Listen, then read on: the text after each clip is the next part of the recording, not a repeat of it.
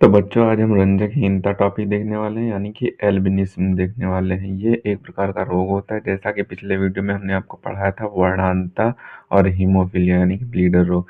तो ये दोनों रोग होते हैं और ये भी उसी से रिलेटेड होते हैं। ये तीन रोग होते हैं तो एक ही से रिलेटेड होता है। ये एक्स लिंग संलग्न लक्षण के रोग होते हैं।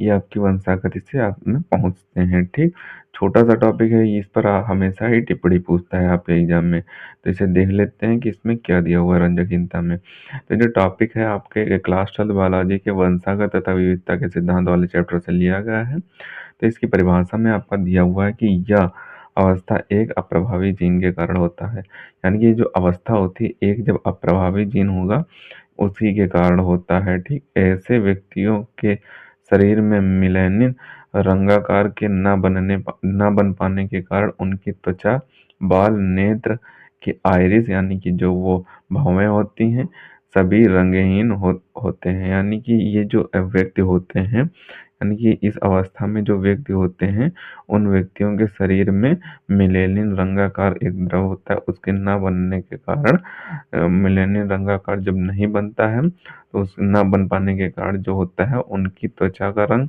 बाल का रंग और नेत्र की आइरिस का रंग सभी ही रंगहीन हो जाते हैं। और आगे आपको पॉइंट बना के लिख देना है कि मिलेनिन का निर्माण टायरोसिन अमीनो अम्ल से होता है। यानी कि जो टायरोसिन अमीनो अम्ल होता है उसी के कारण मिलेनिन जो द्रव होता है उसका निर्माण होता है।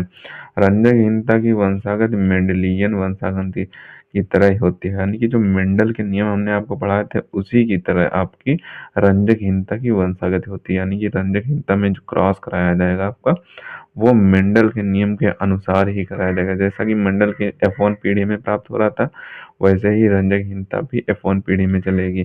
और जो आपकी मेंडल की जो F2 पीढ़ी में प्राप्त हो रहा था उसी तरीके से रंजकहीनता भी F2 पीढ़ी में उसी भांति आपकी प्राप्त होगी। तो ये आपका रंजकहीनता टॉपिक एक छोटा सा टॉपिक है और इस पर हमेशा ही आपके एग्जाम में टिप्पणी पूछ दी जाती है।